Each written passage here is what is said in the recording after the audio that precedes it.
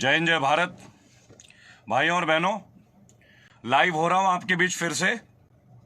कल आप लोगों के बीच में आया था और मैं जानता हूं भारत के हर कोने कोने में आज लोगों में एक बहुत रोष है, एक दर्द है। सबके सीने में एक दर्द है। जो ये बीता है, जो चीन ने हमारे साथ किया है, हमारी शहादत बेकार नहीं जाने देंगे। सबसे पहले तो मैं बोलना चाहूंगा उन वीर महान सैनिकों के परिवार को, धन्य है आप धन्य हैं। माताओं, आप धन्य, आपने क्या वीर पैदा किया है। आपने अमर वीरों को जन्म दिया। इतिहास के सुनहरे अक्षरों में उनका नाम तो अवश्य लिखा जाएगा। हमारे दिल में, हमारे मस्तिष्क में, संपूर्ण ब्रह्मांड में आज उनका नाम अंकित हो चुका। अंतरिक्ष तक आज उनकी आवाज है। मैं जानता हूं यह बहुत ही कष्ट का विषय है। आज वो हमें छोड़ के चले गए। हमारी सुरक्षा के लिए उन्होंने अपने प्राणों की आहुति भी दे दी। बहुत दर्द है और मैं समझता हूं कल मैं भावना में बहा और आज भी बह ही रहा हूं, क्योंकि भावना ही तो जीवन है। आखिर हम एक दूसरे से जो प्रेम करते हैं वो क्या है? एक भावना ही तो अपने देश के प्रति। क्यों उन्होंने अपने प्राणों का त्याग कर दिया? एक प्रेम ही तो था उन्हें अपने देश के लिए, अपने देशवासियों के लिए। हमारे वीर सैनिक, हमारे वीर फोर्स के लोग दिन और रात नहीं देखते हैं। तापमान चाहे -45 डिग्री चले जाए, वो अपने जान देने के लिए तैयार रहते हैं, शत्रु की जान लेने के लिए तैयार रहते हैं। मोदी जी, आज इस दौर में सारे भारतीय आपके साथ हैं। बीजेपी के तमाम नेताओं को मैं आज एक बात कहना चाहूंगा, आज कोई पॉलिटिकल एजेंडा नहीं है। जहां राष्ट्र की सुरक्षा की बात है, हम सब एक हैं। आप हमें आवाज दीजिए, आप हमें बताएं क्या करना है। हम भी तैयार हैं। हर घर का हर लड़का तैयार है। हमारी अंदरूनी कुछ शिकायत होगी फिर बात कर लेंगे, कोई बात नहीं। लेकिन आज हम तैयार हैं। आज हम रण के लिए तैयार हैं, रण के लिए। आज हमारे शरीर का कण कण, लहू का एक एक बूंद तैयार है। आप आवाज देखें। हमारी वीर माताएं जिन्होंने अपने सपूत खो दिए, आज जब विभिन्न टीवी चैनलों में उनकी अंतिम विदाई को देख रहे हैं हम, तो दिल में आंसू नहीं है, आंखों में भी आंसू नहीं है, दिल में आग है, आग। प्रधानमंत्री जी, माननीय रक्षा मंत्री जी, इस बुरे दौर में, इस संकट के दौर में हम आपके साथ हैं। कंधे से कंधे मिला के तैयार हैं आपके साथ। बताएं हमें क्या करना है, कब कूच करना है, पर यह बलिदान व्यर्थ नहीं जाना चाहिए। रक्षा मंत्री महोदय, ससम्मान में आपको एक आह्वान करूंगा। भारत का हर बच्चा 10 चीनियों के लिए काफी है। और हमारी वीर औरतें और माताएं, उनके तो बेलन ही बहुत है, बेलन।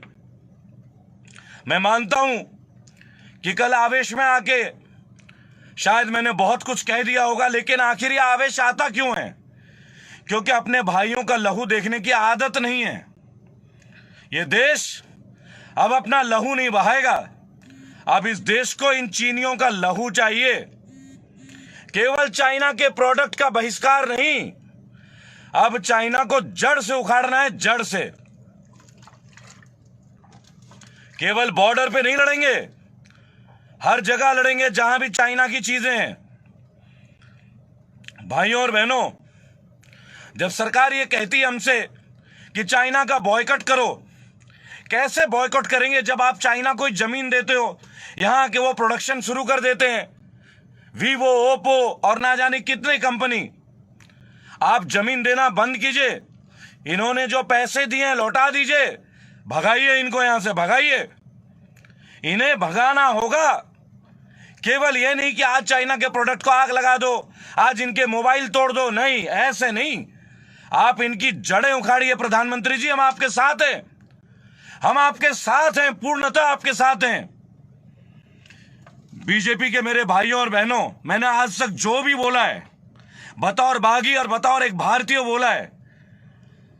मेरे भीम आर्मी के वीर सैनिकों, मेरे राजपूत भाइयों, मेरे वीर जाठों और मेरे अत्यंत ही प्यारे गुर्जर भाइयों और बहनों, मेरे जाटव भाइयों, ब्राह्मणों, सब एक हो जाओ, सब एक हो जाओ।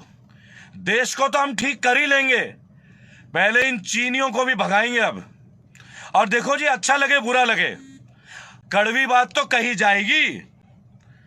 आप जब देश में उनको जमीन दोगे और बोलोगे टीवी बनाओ, मोबाइल बनाओ, मशीनें बनाओ, इंडिया में बेचो, तो हम कहां तक बहिष्कार करेंगे? कैसे बहिष्कार करेंगे जी, बताओ कैसे करेंगे? मेरे प्रिय भारतीय भाई और बहनों, कुछ दिन से लगातार कुछ लोग एक बात कह रहे हैं, कल भी एक हैं, पता नहीं उनका क्या नाम है, मैं भूल रहा हूं, इतना इंपॉर्टेंट नहीं है। वो लिखते हैं कि तू क्या कर रहा है, यानी मेरे लिए मैं क्या कर रहा हूं। अपने हिस्से की जिम्मेदारी निभा रहा हूं, हर जगह निभा रहा हूं, मुद्दे उठा रहा हूं। और अगर आप ये कहते हो कि केवल मुद्दे उठाता हूं और मुझे समाधान नहीं आता, अरे मंच पे आ रहा हूं ना भाई, समाधान भी बताऊंगा, बता तो रहा हूं। मैंने तो कही मेक इन इंडिया नहीं होना चाहिए, मेड इन इंडिया होना चाहिए। अब क्या है मेक इन इंडिया और क्या है मेड इन इंडिया, तो सुन लो मुझसे।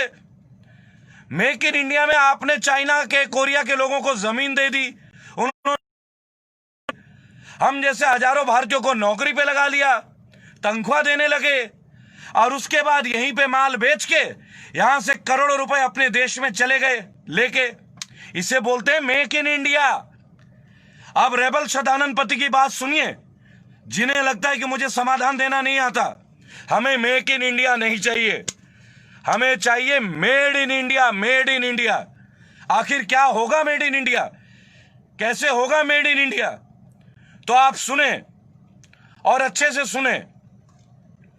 आप अपने देश के कंपनियों को जमीन अलॉट करें, ज्यादा से ज्यादा सब्सिडी दें, लोन दें, उनको यूनिट लगाएं और उनको माल बेचने दें, और बाहर भी माल बेचने दें, एक्सपोर्ट करने दें, ताकि बाहर से लाखों करोड़ों डॉलर हमारे विदेशी मुद्रा कोष में जमा हो।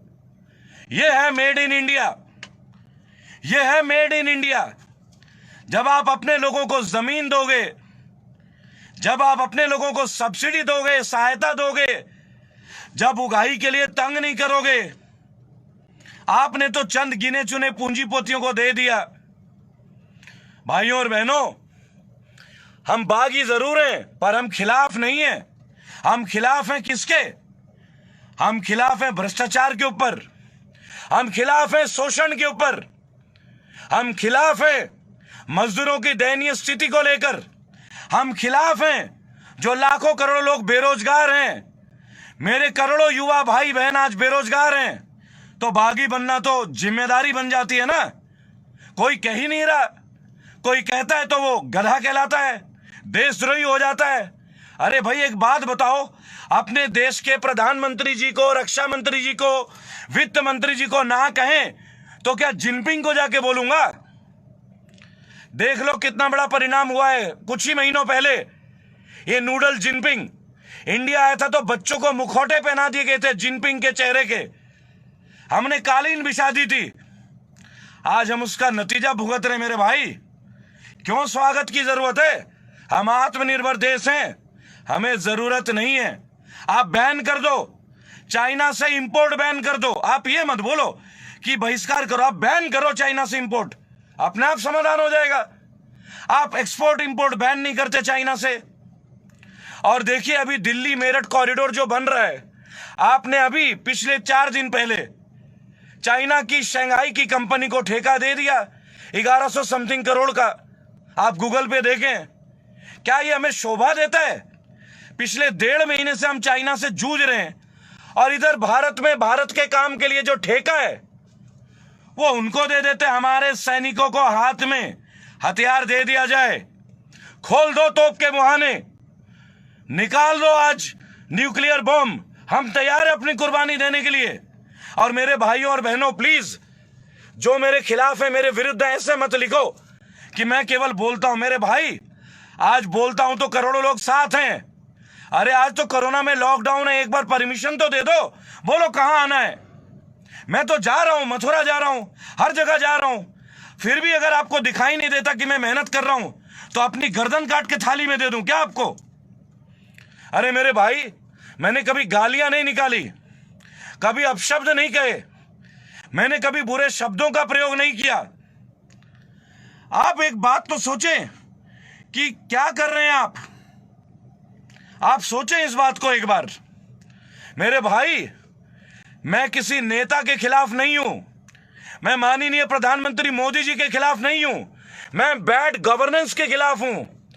हमारा देश पिछले कुछ महीनों से हिंदू मुसलमान करके लड़ रहा है। आपको पता है ये शरारती तत्व कौन है? आज माइनॉरिटीज के दिल में डर है। कौन है ये माइनॉरिटीज?